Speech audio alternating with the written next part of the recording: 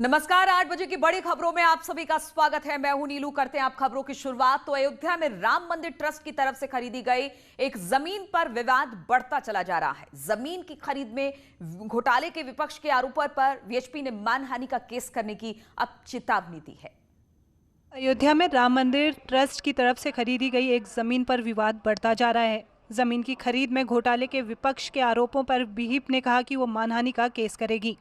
हमने तीर्थ क्षेत्र को सुझाव दिया है कि मानहानि का मुकदमा इस बार करना चाहिए और इस फैसले के साथ करना चाहिए कि माफी मांगने पे छोड़ेंगे। इससे पहले ट्रस्ट के महासचिव चंपत राय ने कहा कि श्री राम जन्मभूमि तीर्थ क्षेत्र ने अभी तक जितनी भी जमीन खरीदी है वो खुले बाजार की कीमत से बहुत कम मूल्य पर खरीदी है। जमीन खरीदने के लिए विक्रेताओं ने वर्षों पहले मूल्य पर रजिस्टर अनुबंध किया था।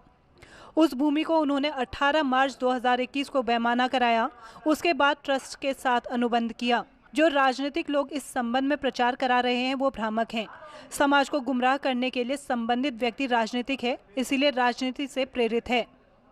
आम आदमी पार्टी सांसद संजय ने चंपत की सफाई को हास्यास्पद बताया। और ट्रस्ट के महासचिव चंपत राय ने कहा कि कुछ लोग इस मामले में लोगों को भ्रमित करने की कोशिश कर रहे हैं। उन्होंने कहा कि जो लोग आरोप लगा रहे हैं उन्हें तथ्यों के बारे में जानकारी नहीं है।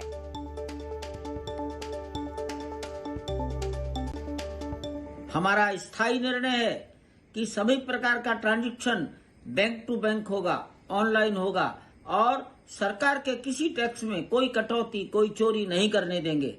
इन दोनों निर्णयों का हमने पालन किया है। दुर्भाग्यपूर्ण ये है। और उधर ट्रस्ट को जमीन बेचने वाले सुल्तान अंसारी ने भी जमीन खरीद में गड़बड़ी के आरोपों को गलत बताया। उन्होंने कहा कि 10 मिनट में जमीन के दाम 2 करोड़ से 18 करोड़ होने की बात पूरी तरह से गलत है। सुल्तान अंसारी से बात की हमारी संवाददाता अनामिका सिंह ने। बाद में जो सबसे महत्वपूर्ण कड़ी है, सुल्तान अंसारी जिनसे ट्रस्ट ने जमीन ली है, वो हमारे साथ यहाँ पे बात करने के लिए मौजूद है और खुद ये बताएंगे कि इस पूरे विवाद को लेकर जो आरोप लगाए जा रहे हैं कि 10 मिनट में 2 करोड़ की जमीन 18 करोड़ की हो जाती है, कैसे हो जाती है, इसमें कितने लोग गवाह हैं और क्या वो कारण रहे होंगे, स्थितियां रही होंगी, इन सब पे जवाब देने के लिए सुल्तान अंसारी हमारे साथ मौजूद है। आपके पास ये जमीन जब अग्रीमेंट हुई तो पहले अग्रीमेंट कब किया था आपने? सन 2011 में ये एग्रीमेंट पहली बार किया गया था। ठीक है, कौन कौन था उस वक्त? उसमें हमारे पिताजी मोहम्मद इरफान और हरीश कुमार पाठक और कुसुम पाठक के नाम से ज़मीन एग्रीमेंट हुई थी 2011 में।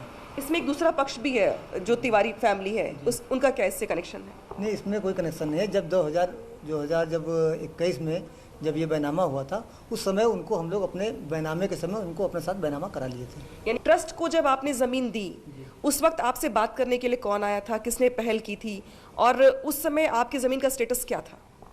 जिस समय ट्रस्ट ने हमसे बात किया है तो उसमें चंपत राय जी थे और ट्रस्ट के 2-4 मेंबर और भी थे। उन्होंने हमसे बात किया ज़मीन लेने के लिए, तो उनसे बात हो गई तभी हमने उनको।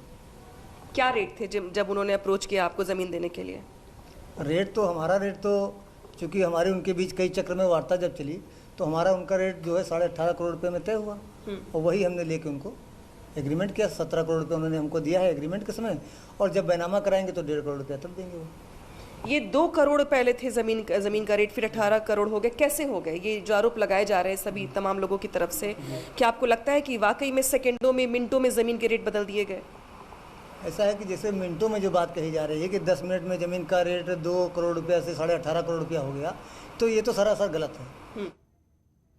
और इसी पर बातचीत करने के लिए निमेश इस वक्त हमारे साथ अयोध्या से जुड़ गए हैं। निमेश, राम मंदिर बनने की बातें सभी कर रहे हैं और राम मंदिर को लेकर सपने भी बड़े बड़े देखे गए। ऐसे में अब ये जो भूमि विवाद सामने आया है, इसमें अयोध्या के लोग क्या सोच रहे हैं?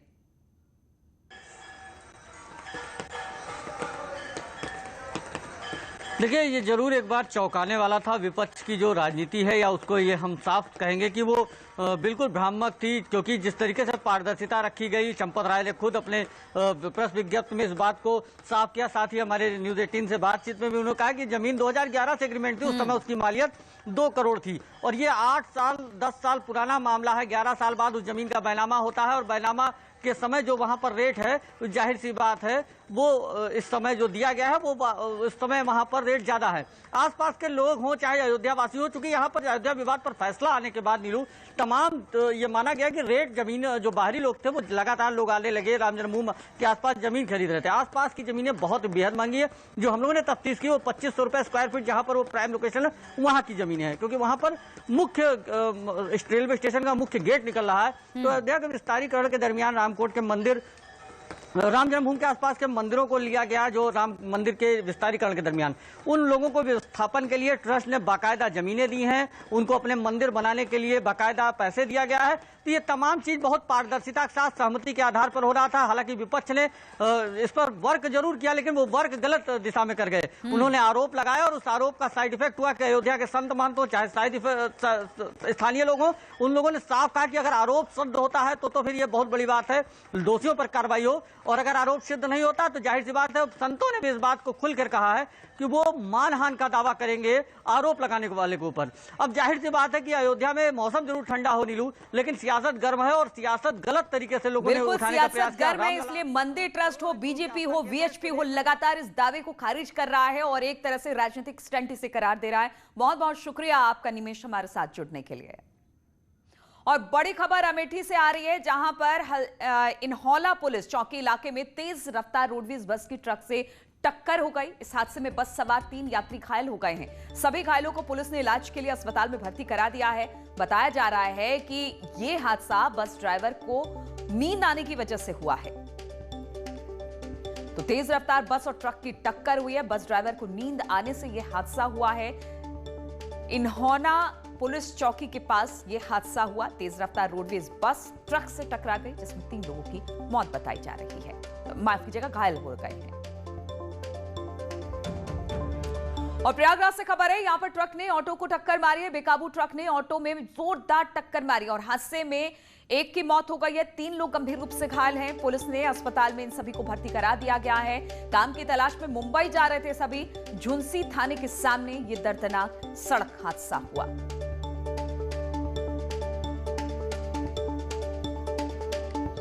और बिजनौर की बात करें तो पुलिस बदमाशों में मुठभेड़ हुई। बदमाशों ने पुलिस पर फायर किया। जंगल में 4 बदमाश गोकशी कर रहे थे। एक बदमाश को पुलिस ने इस दौरान गोली मारी है। पुलिस ने घायल अवस्था में बदमाश को सीएससी में भी रेफर करा दिया है।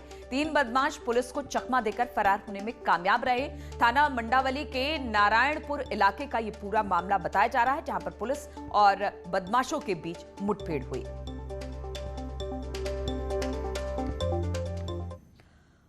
और गाजियाबाद में एनकाउंटर मुठभेड़ में एक बदमाश घायल हो गया, 2 बदमाश फरार हो गए। तमंचे और कारतूस इनके पास से बरामद किया गया है। बताया जा रहा है कि गुल्लू नाम का बदमाश है जिसे गोली लगी है। मुठभेड़ से पहले इन्होंने लूट की वारदात को अंजाम दिया था और फिर इसके बाद पुलिस के साथ इनकी मुठभेड़ हुई, जिसमें गुल्लू नाम का जो बदमाश है वो पुलिस की अब गिरफ्त में है।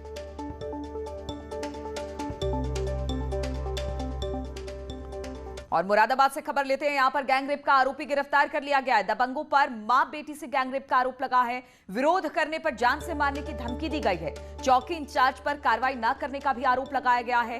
पीड़ित परिवार ने एसएसपी से अब गुहार लगाई है। एसएसपी के आदेश पर 3 लोगों पर केस दर्ज कर लिया गया है।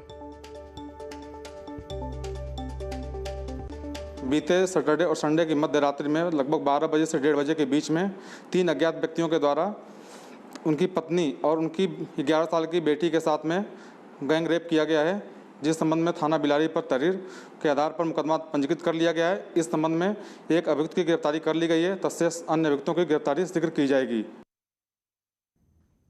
और हरदोई के बघौली प्रताप नगर में लोगों ने अपनी नाराजगी जताने का एक अनोखा तरीका निकाला।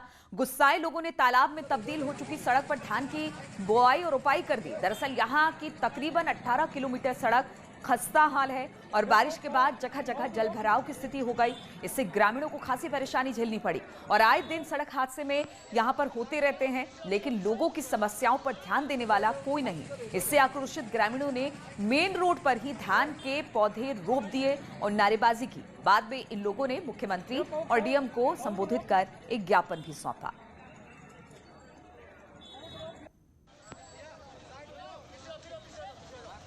यहाँ पर मिनिस्टर, कैबिनेट मंत्री और ये सब रहे हैं अपनी अहिरोरी में। एक से एक बड़ा अधिकारी, जज और डीआईजी, ये सब इसी बघौली क्षेत्र में ही आते हैं, लेकिन इसकी बदहाली पर आज तक सुधार नहीं हो सका है। आज जनता आक्रोशित है।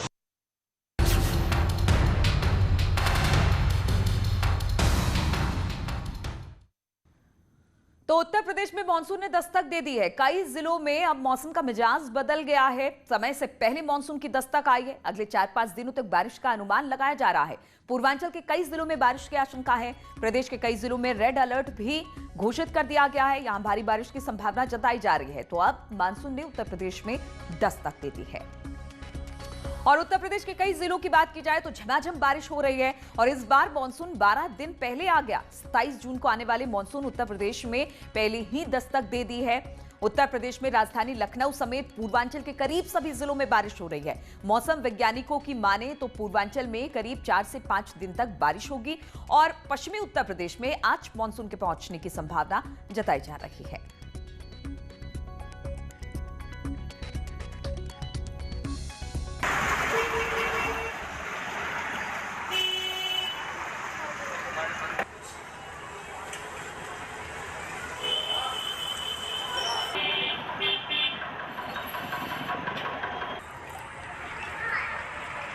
और इसी पर बातचीत करने के लिए रामगोपाल गोरखपुर से सर्वेश हमारे साथ भी जुड़े हुए हैं। पहले रामगोपाल के पास चलते हैं। रामगोपाल, मॉनसून ने दस्तक दे दी है और कहा यह जा रहा है कि इस बार मॉनसून अपने तय समय से पहले ही आ गया है, तो किस तरह से लोगों को राहत मिली है? लेकिन बारिश के बाद अमूमन हमने देखा है कि हालत भी काफी खस्ता हाल हो जाते, तो इसके लिए किस तरह की तैयारी प्रशासन ने की है?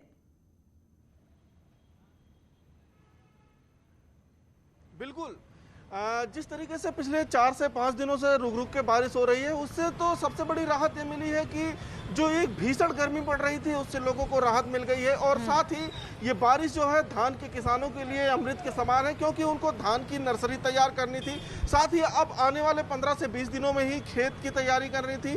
तो अब ये बारिश जो है उनके खेतों में लग गई है, तो इस कारण अब उन्हें अगर पानी चलाना भी पड़ा खेतों में तो कम चलाना पड़ेगा। तो कुल मिलाकर ये बारिश किसानों के लिए बड़ी राहत की बात आई है। अब गोरखपुर और बस्ती मंडल के कई जिलों को रेड और अलर्ट और ऑरेंज अलर्ट में घोषित किया गया है। यहाँ पे भारी बारिश हो सकती है, मध्यम से भारी बारिश की आशंका जताई गई है। अगर हम तैयारियों की बात करें तो गोरखपुर शहर को लेकर नगर निगम ये दावा कर रहा था कि उसने सभी नालों की सफाई कर ली है, लेकिन जैसे ही बारिश होती है वैसे ही कॉलोनियों में जल जमाव हो जाता है और नगर निगम के दावे पूरी तरीके से फेल हो जाते हैं। इसी तरीके से अगर हम बाढ़ की दृष्टि से देखें तो गोरखपुर बेहद ही संवेदनशील जिला है और इस जिले के इर्द गिर्द करीब 6 नदियां बहती हैं। 400 किलोमीटर से अधिक इस जिले में बंधे हैं और बंधे अभी भी कई जगह पे संवेदनशील हैं और उनका मरम्मत कार्य चल रहा था। हालांकि अब सिंचाई विभाग के पास ये एक बहाना होगा कि चूंकि मानसून पहले आ गया, इस कारण हम इसकी उस तरीके से मरम्मत नहीं करा पाए जिस तरह पिछले सालों तक कराते। रामगोपाल, ये तो मानसून आने के बाद भी हमने देखा है कि काम चलता ही रहता है, इनका तो काम ही खत्म नहीं होता और दिक्कतें आम लोगों को भुगतनी पड़ती है। और इस बार तो 12 दिन पहले ही मानसून आ गया। सर्वेश भी बलरामपुर से हमारे साथ जुड़े हुए हैं।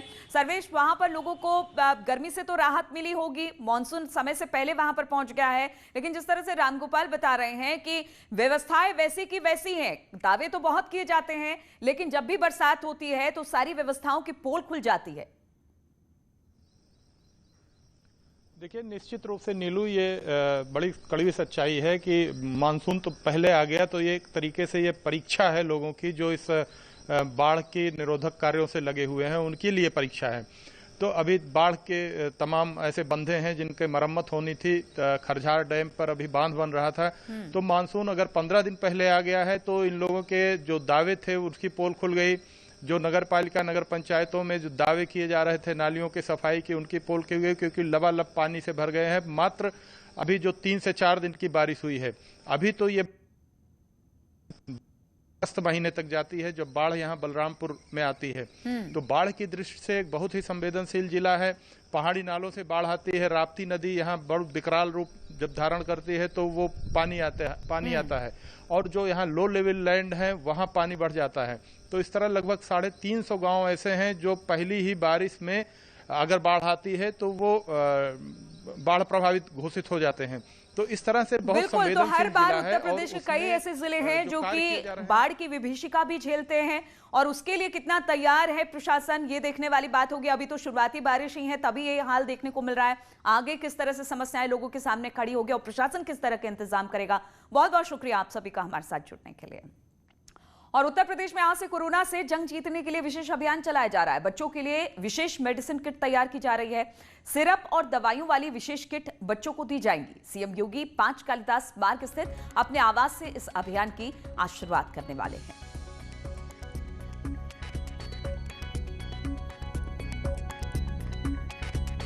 जहां पर हैलेट में गड़बड़ी का मामला, रेमडेसिविर इंजेक्शन में गड़बड़ी का यह मामला था। इंजेक्शन के आवंटन में गड़बड़ी का यह मामला निकलकर सामने आया था। 3 सदस्यीय कमेटी ने इस बात की जांच की है। मेडिकल कॉलेज प्रिंसिपल को अब जांच रिपोर्ट सौंप दी गई है।